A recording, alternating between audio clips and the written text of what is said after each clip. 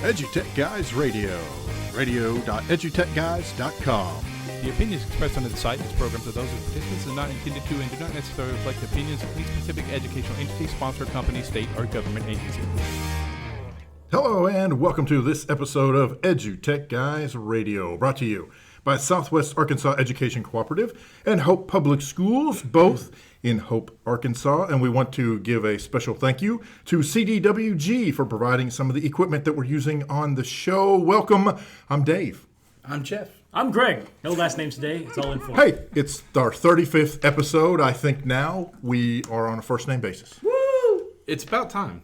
I was thinking this morning, we started this show on a whim in a Dairy Queen. We did. Not really Dairy Queen, the restaurant known as Dairy Queen. Formerly known as Dairy Queen. That's right. That's correct. But that is so true. I mean, we just sat around and decided, we talked about and said, hey, wouldn't it be crazy? Hey, we're all full of a bunch of stuff. We should put it out there. I think we should start a radio show. And next thing you know, Jed's a millionaire. Let's share our manic stuff with everyone. That's right. So, today, go ahead. Yeah, we're all on spring break. Arkansas is on spring break this week. Greg and I have actually been working, and we actually took off today. Yeah. Then we're like, oh, wait, we've got a radio show. See, and I did the opposite. I've been off all week and came to work today to do this. So it is spring break in Arkansas and most of the country. A lot of folks are on spring break this week. So if you're listening to the show out there or you listen to the podcast, thanks for listening to us. We'll hope we have a good show for you. Going to be a really fun show today. April 8th is something we want to talk about. I'll save that one. Go ahead and you want to save that? Tell us about today. It's a secret. All right. Today, we're going to be talking with Justin Baeder, head of the Principal Center, and we're going to hear music from the Shane Howard Band, and we're going to talk about Apple's latest offerings, plus the Google Tip of the Week. So, without further ado, our guest today is Justin Baeder. Justin, I hope we say your last name correct. Welcome on board, and we're happy to have you here. You've got it. Great to be here. Thanks, everybody. Awesome. Well, a little bit about you. I stole this blatantly from your website. You're an We're letting you know now. It's an independent consultant supporting school administrators and becoming high-performance instructional leaders. He is a regular speaker at NAESP, ASCD, and other national and regional conferences. But now we're going to turn it over to you, and you tell us about yourself. All right. Well, I'd say I'm flattered, but I guess I wrote that, so I can't be too flattered. Perfect. It was intentional. Yeah. So the Principal Center is my full-time work now, and I've been doing this since 2012. And prior to that, I was a principal and teacher with Seattle Public Schools. So my wife is from Arkansas, went to college in Arkansas at Harding University, and moved back to your neck of the woods in 2012 when the Principal Center became the full-time deal. And just have a lot of fun doing webinars, writing articles, traveling around and speaking at conferences and school districts about productivity and instructional leadership. So it's a blast. That's awesome. That is very cool. So, all right, go ahead. I was just pointing at you. I know you're pointing at me. What are you? Okay, I'll start it off because I had something. Good heavens. So tell us about the Principal Center. Yeah, so it actually started as just kind of I think it was actually a Ning social network originally. Do you remember Ning before it got bought and sold 10 times? Yes. Before it became pay to play? Yes. Yeah, so we had just a little site for principals to share, documents and resources and just different things that you might not find online, but might need from time to time, sample letters and things like that. And just found it was a great way to connect with other administrators and just be able to deal with some of the specific issues that we encounter that you might have somebody you can call, but you might not for that particular thing. So that kind of grew over time, became a website where people were joining, getting our webinars, started doing webinars in, I guess, 2011 or 2012, and then that became a full-time commitment at that point, and made the decision to move back home here where my wife's family is in Heber Springs, and we've got 2 kids now, and just enjoy doing that work working online, working around the country with different districts. So we try to focus everything on instructional leadership. So we do a lot with technology because I believe that instructional leaders need technology. We've got to take advantage of it. And started with one of our first and most successful webinar ever was the iPad. So I owe it all to the iPad 2 coming out, and everybody bought one and nobody knew how to use it. So we did. Yes. I think I've had close to 1,000 people take my iPad webinar in one way or another. And of course, we don't offer that anymore since pretty much everyone knows how to use the iPad, or their iPad is worn out by now. But that was the origin story. Awesome. That's awesome. That's awesome. Man. We know it's interesting. You're doing exactly what we need in Arkansas. With it's a Bloom board and all that good stuff that's going on. And I was reading your website, and you were talking about rounds, and it's funny that you used it when talking about radiologists and doctors, doing rounds. What are you finding out there in the form of how Arkansas is measuring up to doing evaluations well? You know what I'm saying? I mean, is it working out for us, or do you think there's something better? Is it still growing? That's my next question. I guess that would be, do you feel like it's actually growing, teacher evaluation for instructional leaders? Great question. Yeah, I think the pieces are definitely in place. I think the support systems are there. I have to say, I'm actually pretty new to working directly with Arkansas administrators. So feel free to invite me out. I haven't been to a lot of schools in Arkansas, but just recently started working with Bloom Board and with the Department of Education to do some professional development and to put some content into Bloom Board. So we've got talks going on about that now, and I definitely appreciate the supports that are out there. I think it's one of the best organized states that I've seen anywhere, just in terms of having a plan at the state level, so that it's not every district figuring everything out for themselves, because the tools can get complicated, and the more I think we can simplify things so that instructional leaders can focus on instruction and their relationships with teachers and what they're seeing in the classroom, and not having to mess with all the different technical pieces and getting the vendors set up. I just appreciate that that's done at the state level. I think it's not always the case. Right. So I think we're in great shape in that respect. Yeah, I think they put a lot of thought into that. I know that a lot of the cooperatives in the area help with making the decisions on that, because they're closer to the schools, so it was able for them to do that. It's interesting when we talk about technology in that evaluation piece, to use it or not to use it. And how do you feel on that? Don't you think there's probably some areas where you don't want to use technology as you're doing the evaluations? It could be just maybe a hindrance, gets in the way, too much time, too much trouble? Yeah, absolutely. I think one of the conundrums that we face is how much to structure the form or whatever we're having people fill out. Sometimes you just want a sheet of paper to be able to write random things down. You just want a legal pad or whatever is most comfortable for you. And even if you type far faster sometimes, just that flexibility and to not have to type everything into a particular little box, right. And then just use the tools that fit the circumstances best. Have you ever heard of the idea of affordances? Has this come up recently for you? I've come across it. And we're all looking at each other going, what? I'm Googling it now. I've come across it 2 or 3 times in totally different contexts recently. I believe it was Donald Norman. The idea of the design of everyday objects, I think was his book. I might be wrong about that exact title. But the idea is that objects suggest a particular use, and each type of object that we use lends itself to some things better than others. If I want to transcribe a conversation, I would much rather do that on a keyboard. But if I want to take notes that I'm going to remember and internalize, the research says I'm much better doing that on paper. And if I want to observe in a classroom and then be able to talk with the teacher about what students learned, it may be that I take minimal notes and I just pay attention. So I'm interested in this idea of affordances, that each medium or each tool that we use has things that it's good at and things that it's not so good at. And I got the idea from a book called The Myth of the Paperless Office, which is a book by some researchers who worked at Xerox and work at Microsoft now, theorizing about paper, if that sounds like a job for you. Well, it definitely sounds like a job from somebody from Xerox. So. But they say, one of the reasons paper hasn't gone away and Xerox is still in business despite computers, is that we still use paper for a lot of things. And I find that I will often print something out, mark it up, look at it for a while, maybe leave it on my desk until I'm done with it, and then it goes in the recycling. And that's the life cycle of paper. I don't keep it as much. I don't, keep that as my primary medium for managing information, but it plays a role. Right. So I think back to the question of the evaluation process, we've each got to figure out what our preferences are, but also what the affordances of the different tools available to us are. Yeah.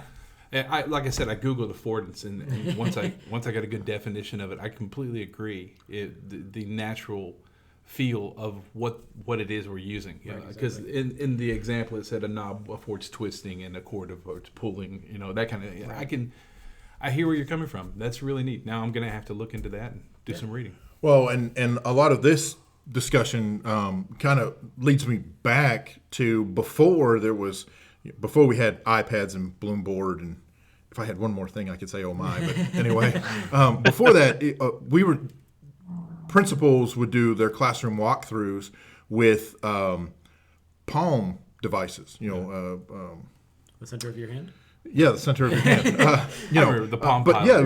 we had exactly. Palm. I didn't want to say Palm Pilot because I know that's. But anyway, they had palms with specialized applications that were pretty much, for lack of a better description, they were pretty much multiple choice. You would kind of tap this, type that, because that device definitely did not afford any kind of really in-depth communication back into it, other than you had the stylus and you were doing your walkthrough and you're pretty much going tap tap tap tap tap. It was not very conducive to concocting some kind of a long dissertation on what the teacher was or was not doing. Right. And so I think that's part of where this goes. So it'll also be interesting to see kind of what's coming next. What's going to be the next tool used for classroom walkthroughs, observations, whatever terms they throw out there. Right. Yeah, Justin, would you think that the tool right now is probably the biggest hindrance for instructional leaders to do evaluations? It gets in the way of sitting in the classroom and evaluating this teacher. I think it can, but I think it also, even to take a step back, I think the tool shapes our view of the process and kind of tells us what it should be. And if you are on a Palm Pilot, and the Palm Pilot's affordances are, hey, multiple choice is pretty much the only thing you can do. Well, one of the things that lends itself to is rating and evaluation rather than taking notes, gathering evidence, and having a conversation.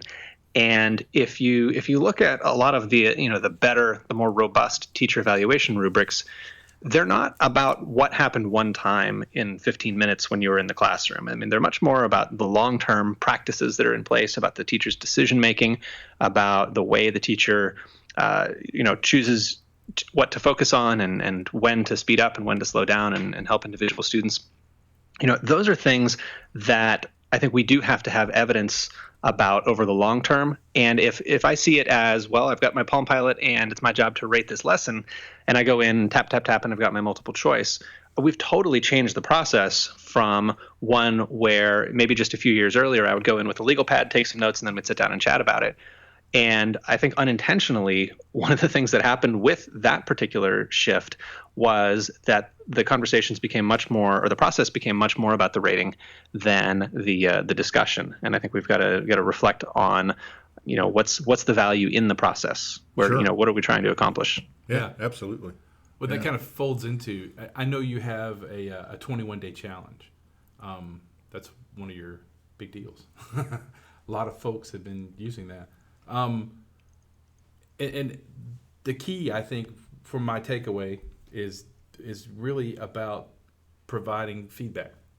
And that's it. We both know that in this technology age, the quickest way to do that is to use technology so you can feedback has got to be timely. It's got to be instantaneous. And right. So does technology play a big part in your 21-day challenge on your platform? I think it can, and I believe in flexibility, and definitely it's everybody's going to have things that they prefer and things that work with their process. I agree with you on feedback. We've got to think about the purpose there, and one of the things that I realized about feedback that's a little bit strange in terms of how we use the word in education often when we say feedback as administrators, we mean I'm going to tell you what I think. And that's not normally what feedback means.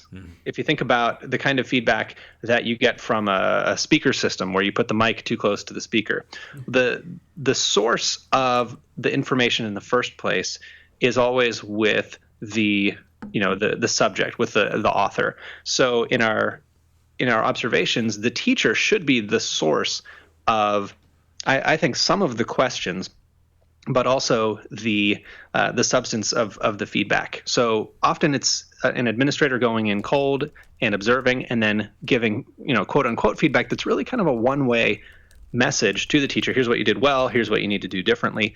And it's not actually feedback because it didn't start with what the teacher was intending to accomplish, what the teacher wanted to get feedback on. And I think that's something that, we've got to look at, whether what we're providing is really actually feedback. Yeah. Sometimes that doesn't mean people can't get unsolicited feedback. I think often people don't know what they need to pay attention to. So I think there's a place for that. But I think just as a general attitude, if we start with the idea that the purpose of feedback is to give people feedback on something that they are originating, it's their idea to request feedback on it. If that can be our baseline, I think whatever we ultimately do will be more impactful. So do you find that you've got you've got the leadership training, but do you find that teachers don't know how to be that source, how to ask or even start that conversation in terms of getting, knowing what feedback they're even looking for? Am I making sense? Yeah, I mean, I think everyone knows how to ask for feedback if they want it. I think very few people have had an experience where they felt like they got good feedback, so they want to ask for it again. I think, I remember, a lot of people have, invited me in as a principal and said, hey, I'm working on this new thing. It's the first time I'm trying it. Can you come in and give me some feedback? And if I could make it in, that was always great. I could really learn something new as an administrator. I could give encouraging feedback and maybe even constructive feedback on what the teacher had asked for, for some input on. But that's really not the norm. I think the norm is administrators mostly don't get into classrooms at all. I think if we're honest about it, we don't get into classrooms at all. Or at least if we do, it's to pick up a student or drop off a student or something totally unrelated to instruction. And I honestly think, there are time pressures. I think time is of course the biggest issue. We've got this incredible workload, but honestly, I think we often don't know what to do. We don't want to have those awful feedback conversations where I give someone a rating based on 5 minutes and then they have to pretend to appreciate that, and they have to pretend that they really wanted that feedback. Right. And it becomes kind of a game we play because we know we're supposed to, but everybody hates it, so we don't do it. Yeah. Right. If I can be a little bit blunt there. Right. Well, yeah. Hey, no, I mean I think you've hit the nail on the head with that one. I was a band director for a long time, and every spring we have concert season. And the system has become a way where you work on 3 or 4 pieces of music, and you take those to contests where 4 or 5 judges, other band directors, peers, give you their evaluation. And back in when I started teaching in the 90s, back then we were even teaching to the test, and we didn't appreciate those evaluations, depending on how well the band played. But what was interesting is that even back then we had a rubric to work off of so that we could make sure that we got the exact evaluation we were looking for. Do you feel like we're allowing that same opportunity to teachers at this point, so that when that evaluator comes to the classroom, they at least kind of know where they should be? I mean, what you're seeing out in the wild? I think the rubrics we have now are better than they ever have been. Honestly, I mean, I think for all its good and ill, the race to the top push that got states to adopt these leveled rubrics, I think do give people a lot more guidance. Lately, I've been wondering if there's not room for some of the feedback work that we do as administrators and teachers together to be more driven by more specific disciplinary concerns in terms of, are you a language arts teacher? Are you a math teacher? And what does it mean to be an excellent math teacher versus what does it mean to be just a good teacher in general. There are specific disciplinary things that make a difference. If you're a band director, what you do to be an effective band director is not necessarily the same as what you do to be an effective math teacher. And I think we lose a lot of detail in trying to abstract that just for the sake of having an evaluation system that works for everyone. So I'm kind of a fan of the idea that, we have to have an evaluation system that's fair to everyone, that is the foundation for everyone, that everyone's evaluated on. But if you have someone who is fine, who is not going to receive a negative evaluation, I think it's totally appropriate to say, all right, you're fine on everything. Let's zoom in and focus on something that you actually care about, that's relevant to what you teach. And I'm going to check fine on all the things that I have to check off, or I'm going to take care of that. I'm just going to make sure it's fine. And really just focus on what's going to make the biggest impact on your practice, and give you feedback on what you care about, and also make me more effective as an observer and as a leader, so that I can understand the challenges that you're facing, understand the decisions that you're making, rather than just try to kind of abstract that into the generic system. Yeah. Okay. So as sort of a continuation of that, we actually had one of our listeners pose this question. So going along with what you're saying here, that obviously takes time to sit down and visit with those teachers and work through that. So how does an administrator structure their day so that they're in the classrooms more? And how do we get the important part of supporting teachers when there is all that other stuff, going on? Well, I think you just need an assistant principal who does all the work, and then you can go into classroom. All right, so assistant principal, there's the answer. I think the reality is we are going to get interrupted. Anytime you block out 2 hours on your calendar, you can kind of chuckle to yourself if you're an administrator, because you know that that's not going to be an uninterrupted 2 hours, even if you have 2 hours worth of work to do on one project during that time. So I think we've got to break it down into smaller chunks that actually do go on the calendar.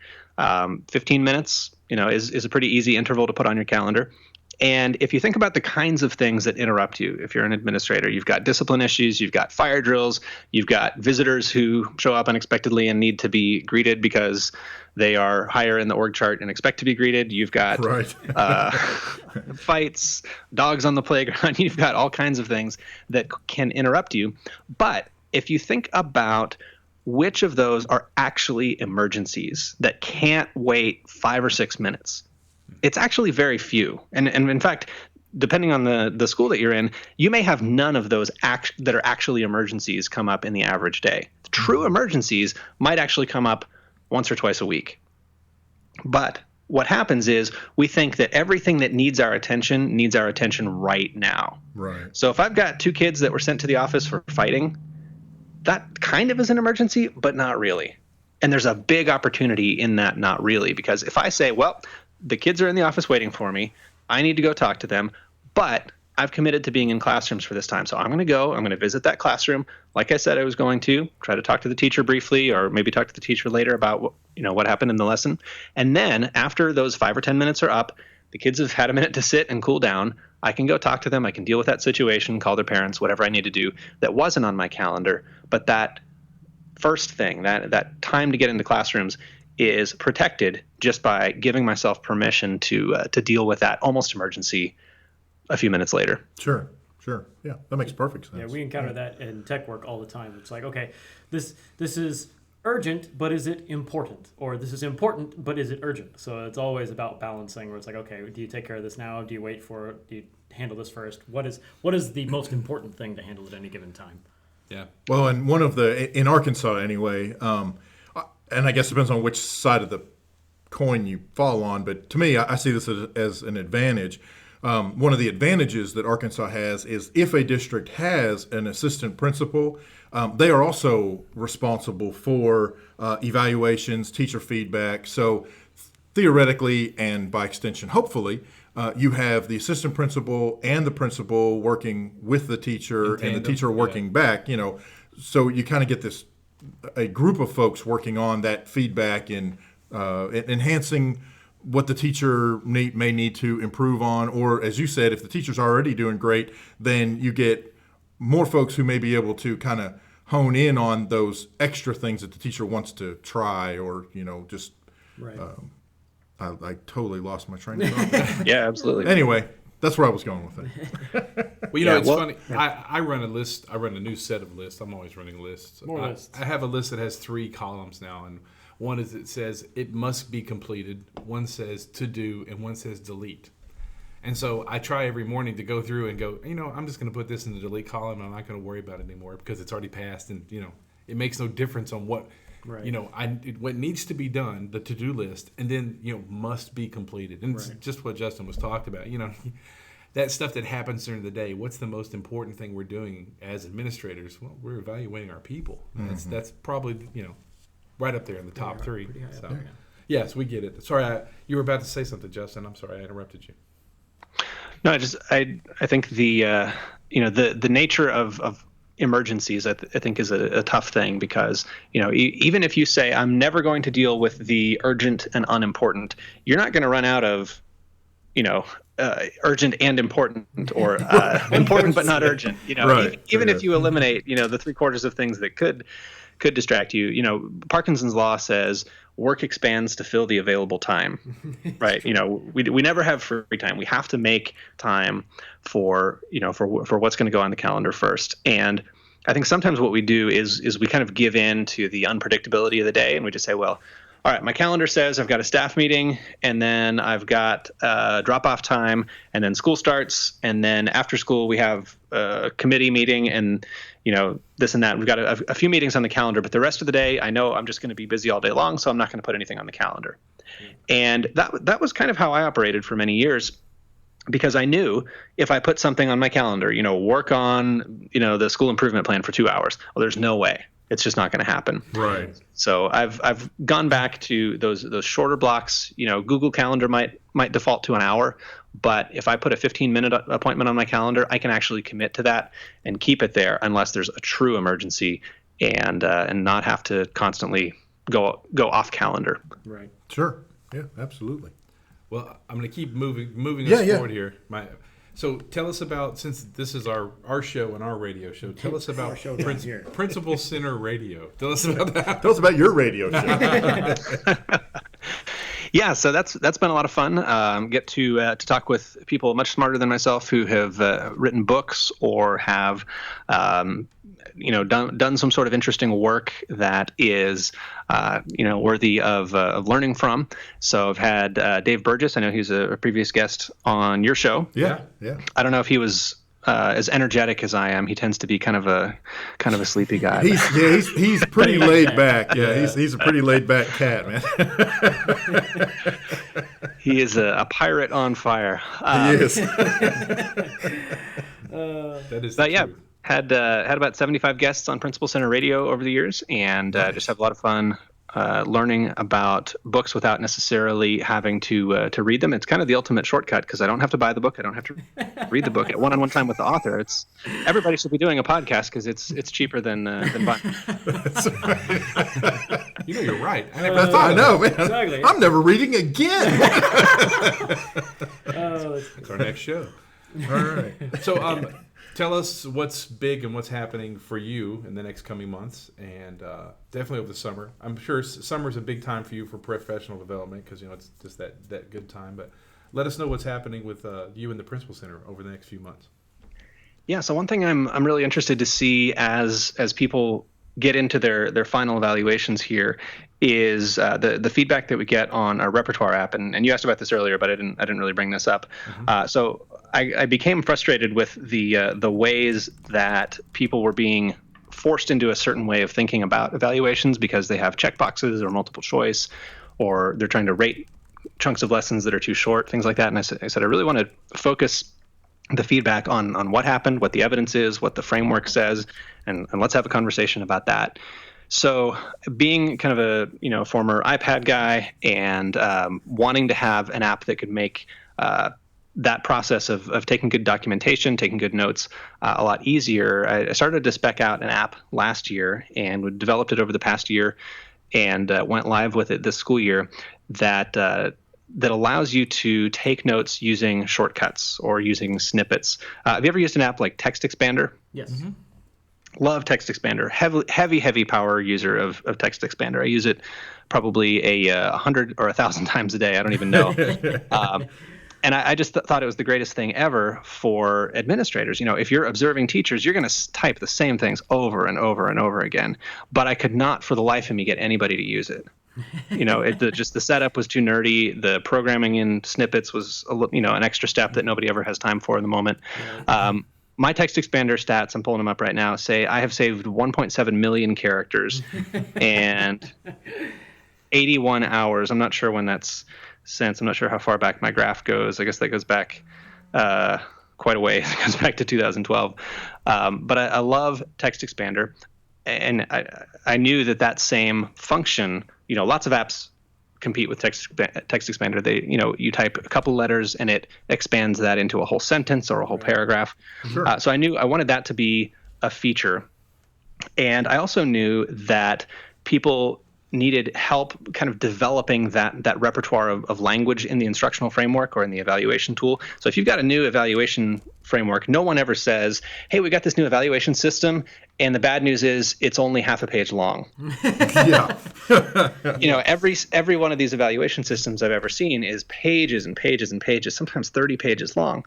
And, the reality is we've got to become fluent with that language. We've got to know the criteria that we're evaluating our teachers on. But at the same time, you're not going to memorize 30 pages of criteria in any lifetime without some help. So what I wanted to build into that app and did successfully build into that app was the idea that when you type something once, if you start to type that again, it automatically suggests it to you. And you can just click on it or arrow down and hit enter and build your notes, your narrative that way, or build your message that way. And then it emails it to the teacher, saves it to a database. You can copy and paste it into your evaluation system or Bloomboard or whatever. So we're in the process of getting feedback from our first-year users on that now, and that's at principalcenter.com/repertoire. So that's a quiz. If you can spell repertoire, you can you can give it a try. I had to had to develop a shortcut for that myself and figure out how to get that in there. But that's been a lot of fun just to see that app development process. I've worked with the firm to do the coding on that, and not a developer myself, but just knowing the challenges that I faced as an administrator, that was a big passion project this past year, and now to see it in the wild is a lot of fun. So that's awesome. A long answer as to my current focus for the end of the school year here. Awesome. Cool. Very cool. That's awesome, man. And a nice site. I like it. Yeah, pretty. Pulling it up, looking at it now. Yeah. And it's $1. Come on. We'll tweet that out. So. You've got to charge more. Yes. Well, I tell you what, we want to thank you for being on the show. I'm the official timekeeper. The guys Yes, always exactly. look The at me. taskmaster. He's the taskmaster. So. I hope to have you back again, and maybe after this summer, after you've got a little more response from how the more Repertoire feedback app worked. Yeah, more feedback. Yeah, more feedback. We can get you back on, and maybe we can get somebody on with you so we can have a massive discussion. I've got a few names in my brain right now. Uh-oh. Justin, thanks for making me feel like I need to read more. So, very impressed. Thank you for coming on the show, and we hope to hear from you soon. Well, you will. I will. I'll be down in your neck of the woods on, let's see, it looks like June 20th. You guys are at the Southeast Arkansas Co-op. Is that right? Southwest. Oh, you're the Southwest. Okay, well, you got to talk to people. So close. I'll be at the Southeast. Got it mixed up here. That's okay. But Don't worry, we have some, yeah, I'm around. we have a little pool here. We'll work on this. That's right. All right. Well, I will talk to you soon. Thanks so much for having me on the show. Yeah, Cool. man, Thank you thanks very again. much. We'll see you next time. All right. Bye-bye. Cool. Well, it's great to have him on board. That was very, I learned a lot, honestly. I was just going to say the same thing. I hope I didn't make myself look any stupider than I am. Keep continually opening my mouth and asking questions. I do think, though, when he was talking about the radio program that he has, he hit the nail on the head. The key is to get people who are smarter than we are to talk about their stuff, which is part of the what we reason do. that's why we brought him in. So Exactly. it was great. Exactly what we do. Awesome. But today I learned that we're getting people way smarter than It's all good. It's all good. Hey, Well, that we're for me all anyway. learning. We're all learning. Yeah, but a really great guest. I tell you what, we're going to jump out to some music real quick. Little Shane Howard Band. We'll take a little break, and we'll be back in a few minutes.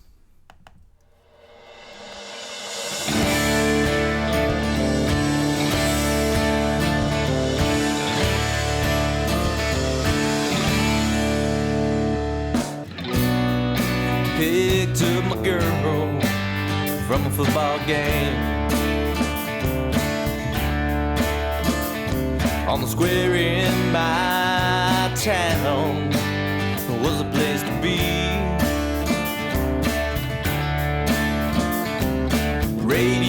Radio blaring, shook me all night long.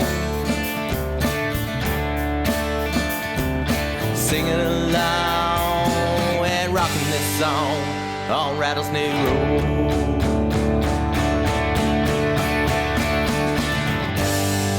Friday night football, moving Strawberry Hill, feeling young and crazy out on the Rattlesnake Road.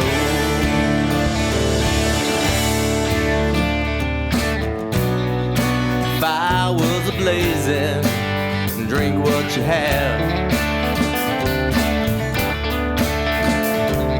Mad Dog 2020 made us have some fun.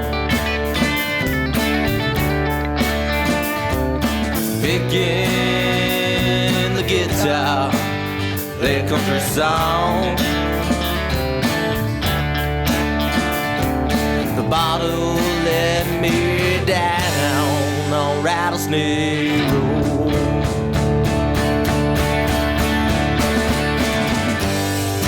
Friday night football, blue Strawberry Hill, feeling young and crazy out on the Rattlesnake Road. Everybody scream, everybody scream, hell yeah. Partying and drinking, you can't go wrong.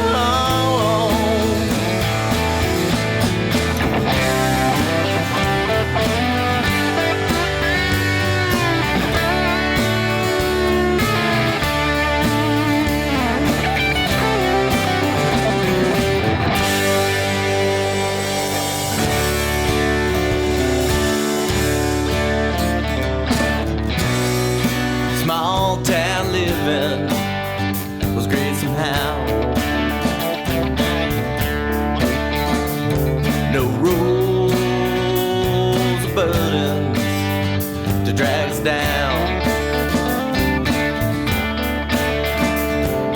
Flashing lights and sirens have found us now.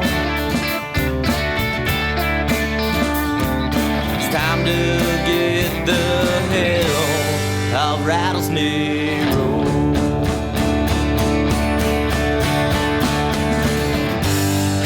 Friday night football, move Strawberry Hill, feeling young and crazy out on the Rattlesnake Road. Friday night football,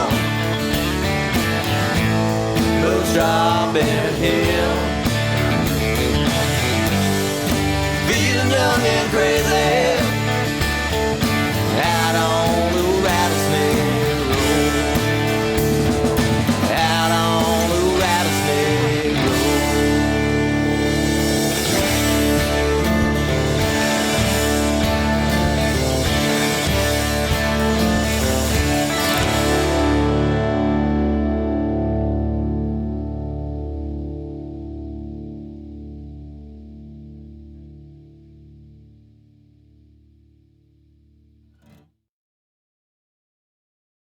Blake Montgomery is a new young lawyer in Hope. He's located in the Bancorp South building at 200 South Elm in downtown Hope. Blake is a Hope native and a graduate of the University of Arkansas. He is a general practice attorney providing solutions for legal needs. Blake offers assistance with contracts, real estate transactions, and other commercial issues. He can assist individuals with a will and/or estate planning. Blake is proud to serve the citizens of Southwest Arkansas. Phone Blake at 777-6700. That's 777-6700. Blake Montgomery, attorney at law in the Bancorp South building in downtown Hope. Texas rain keeps falling on me, clouding my heart with misery, washing my hopes and dreams away. This Texas rain is driving me away. It's driving me back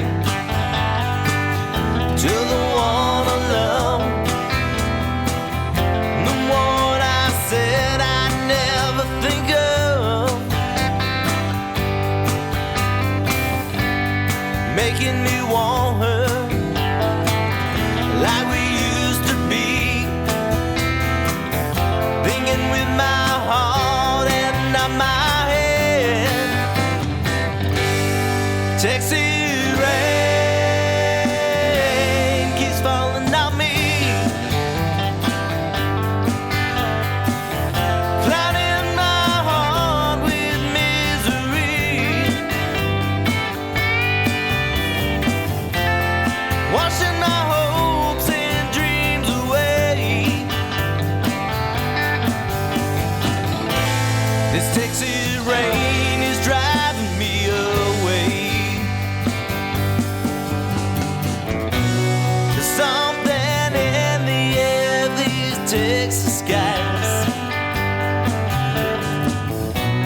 They finally made me realize, come to my senses and leave her behind. 'Cause a good woman is so hard to find.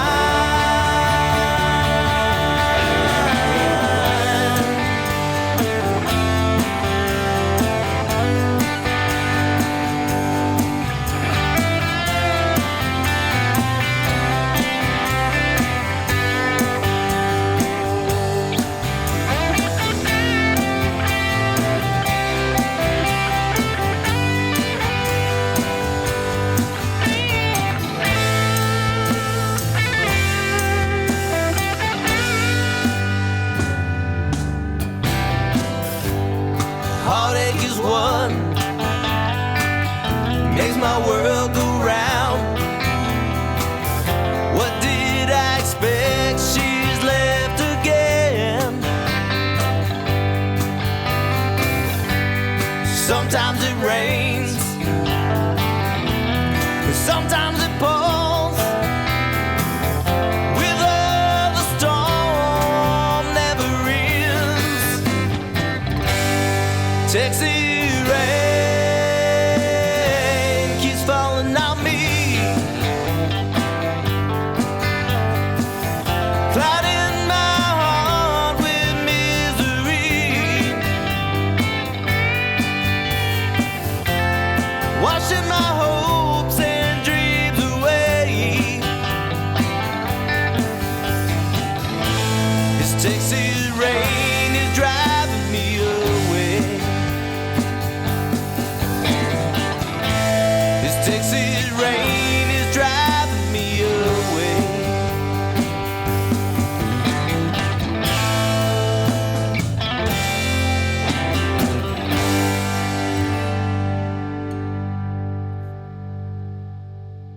All right, that's the Shane Howard Band, Texas Rain. Before that, Rattlesnake Road. We appreciate the Shane Howard Band for letting us play their music and featuring them on the show. Hopefully, they still don't mind us using it.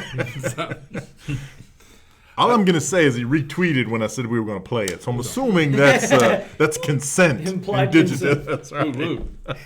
Hey, I just had a great interview with Justin Baeder. We did. And if you would like to visit his website, visit the website. It's the principalcenter.com. That's one for repertoire. Repertoire.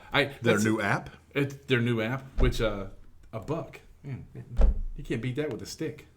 Well, you could, but just wouldn't be very Wouldn't consistent. make All any it sense. do is like destroy your phone. Why would you beat? Yeah, exactly. Why would you beat an app with a stick? That doesn't make sense. Also, check out the main website, eduleadership.org. eduleadership.org. You can find Justin on Twitter at eduleadership. So Right. reach out. We've been tweeting some links out from our Twitter account, EduTechGuys. Also, you can check us out on the web at www.edutechguys.com. Take a trip down to the bottom of the page. You'll find the comment section. Let us know what you think or not. So you can find us on Facebook, facebook.com/EduTechGuys.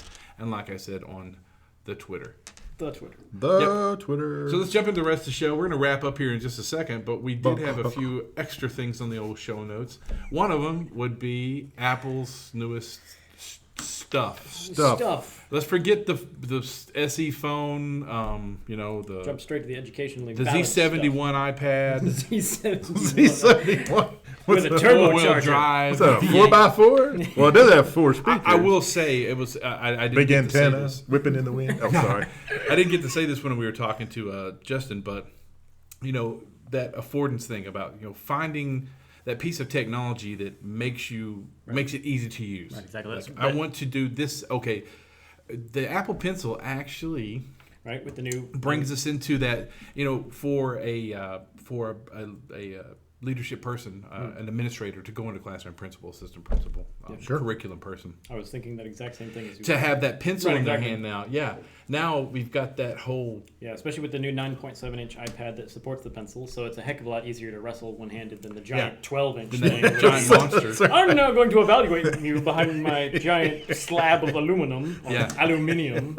I was also going to ask, it would be interesting, the whole videoing and audio recording of a classroom, of a teacher, for during evaluation, that would be a really neat app, is to be able to video segments of a piece so that you're making your notes, you're doing your evaluation, and then you can go back and watch that again inside the app so that you go, that's what I wanted to comment on. That's why I videoed this section with a quick boom, I touch this and I record the video and the audio in the classroom. I felt for a long time that videoing in the classroom should just be like default. Because, if you've got a student that's out sick, we've got all this technology now. Yeah. You've got Google Classroom or whatever, you just, at the end of the day, you go to the camera that you've had sitting in the back of your room and you go, okay, take that out, plug that into my machine, upload the video, and there you go. Up on Google Classroom if you need to review what we talked about, if you were sick, whatever.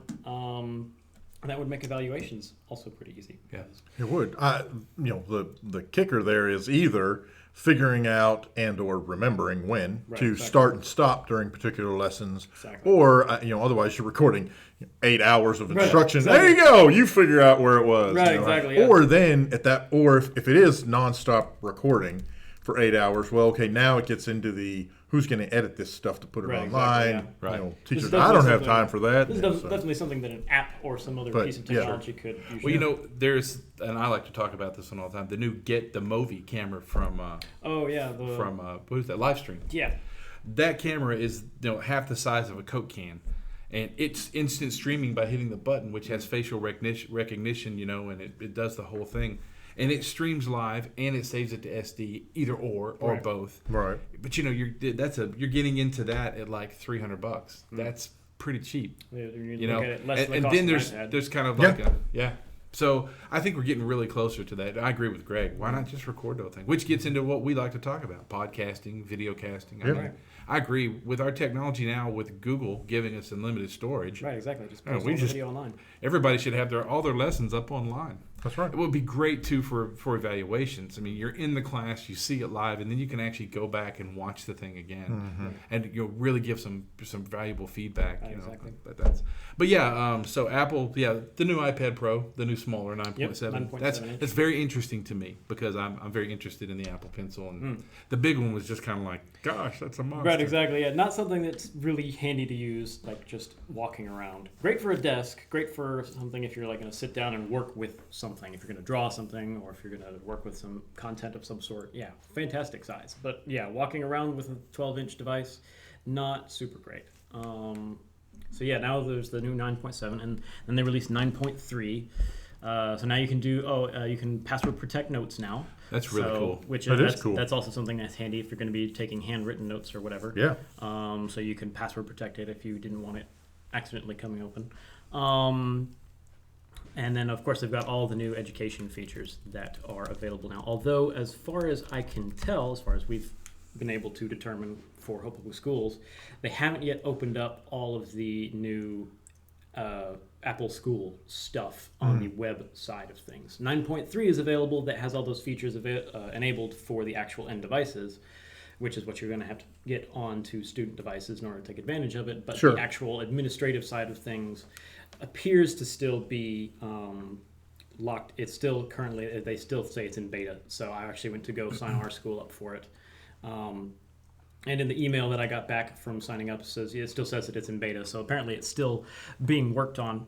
But yeah, the features that's going to enable is going to be great. Everything from the ability to restrict all apps on the device now, except for the settings application. All of them can be blacklisted or whitelisted. So if you want, and with an MDM, you can make that pretty easy to actually define presets of what applications you want reset or restricted or not restricted. Sure.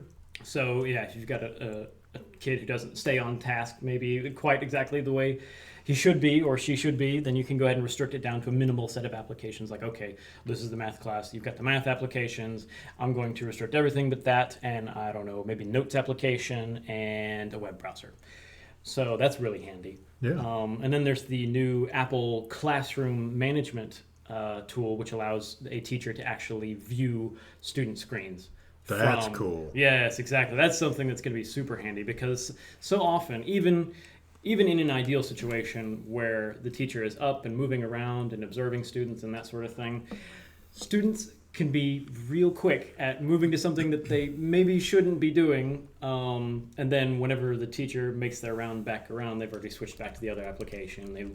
I'm still working on this. Right, yes. So the ability to view student devices without having to sort of indicate that, hey, I'm coming up to look over your shoulder now, that's going to be real handy. And for those who have used MDMs besides Casper Suite, Apple's now essentially making it standard what the Casper Focus app could do, which I don't know. For those who haven't used Casper Focus allows teachers to easily restrict student devices to a specific application, sort of a dynamic fashion, rather than having to schedule, okay, at this time we need to have the MDM lock the student devices into this application, yada, yada, yada. It's a application that the teacher has accessible on their device, and then they can see their classroom of iPads and go, okay, everybody gets locked into this app now because I just thought we can all have you, since you don't seem to be getting this particular concept, I'm going to lock you all into this application that I know actually covers this concept, and then you guys can go try that out.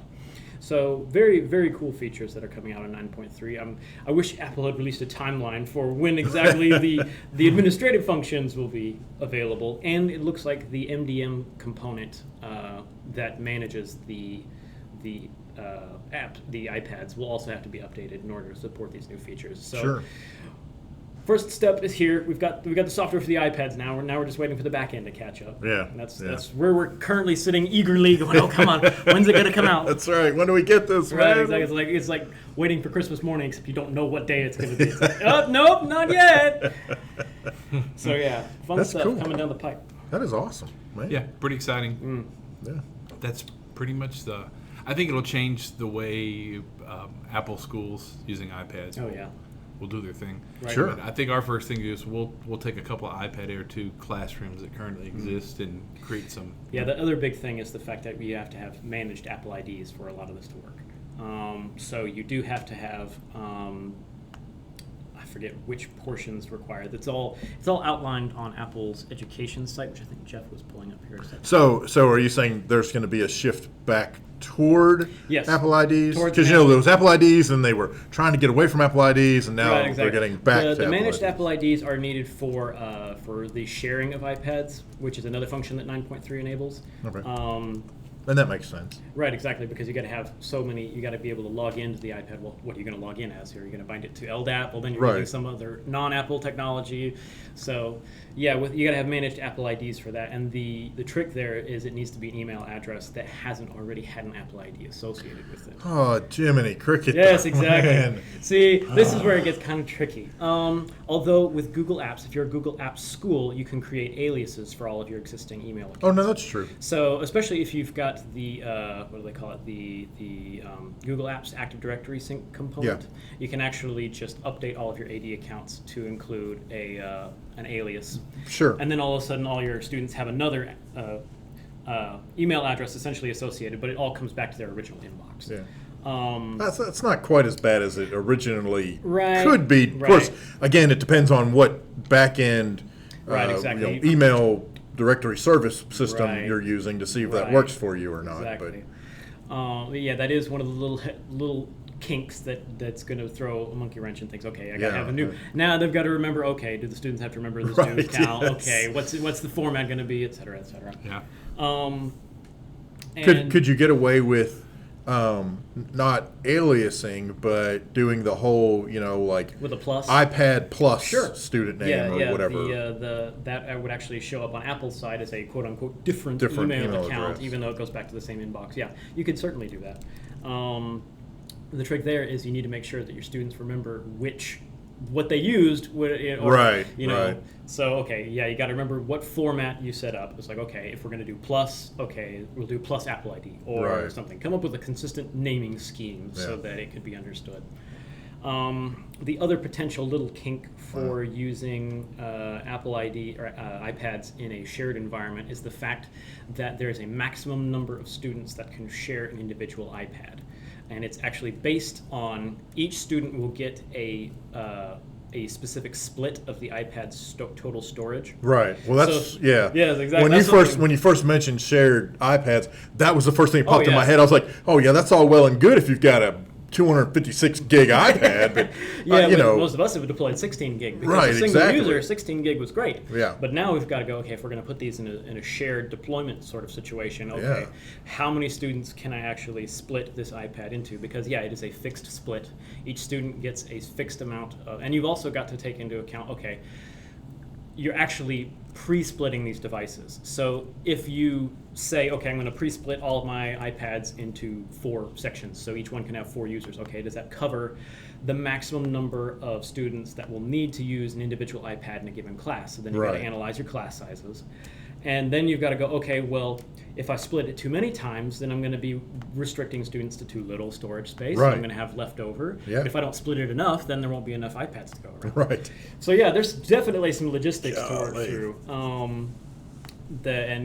Because these were originally deployed in a non-shared sort of design, now we're like, okay, well, how are we going to work this with 16 gig iPads? Do we want next time we refresh? Do we want to go with bigger iPads? Right. So a lot of big change, really big change. Really for big change. How we deploy and what exactly is involved with getting all that deployed. Yeah. But I say the shared iPad, it really is exciting. I mean, Absolutely. that puts us into a really interesting one-to-one place that we can better control the one-to-one, and the teachers can have a little more control. Right, exactly. with the app now that they can monitor, Right, exactly. launch, and everything. Right. And we were using our MDM provided one for us, Right. which was a Casper Focus, which was great. Right.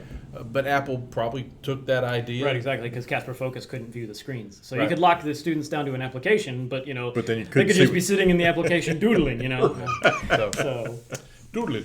Bunch of Cool. doodlers. Awesome. hey, listen, let's wrap this thing up. Google App Trick of the Week. trick of the week. Google App of the bed.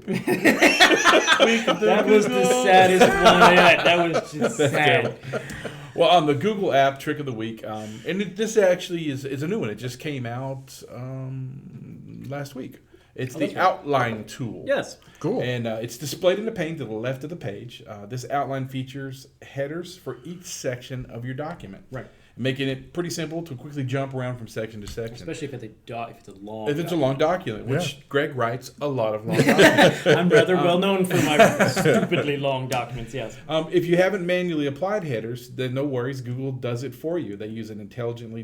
They detect the local divisions within your work, and then you can edit or remove these headers as necessary. Exactly. So that's a really neat piece. You can find it inside your Google Docs. If you got some long documents, you get an instant outline tool to help you navigate. Yeah, you turn it That's on awesome. when you're looking at a document. You turn it on by going to the Tools menu and then Document Outline. It's got a default key combination for Control Command A on a Mac, which I'm going to be. I don't know what it would be on a Windows machine. It only displays the one appropriate for your current OS, and I'm on a Mac. Yep. But you can get to it under Tools. You'll see Outline tool under there, and boom, there's your Google tip of the week. I think those of you with large documents will appreciate that. Absolutely. Awesome. So I tell you what, we're going to wrap this thing up. It's been a great show today.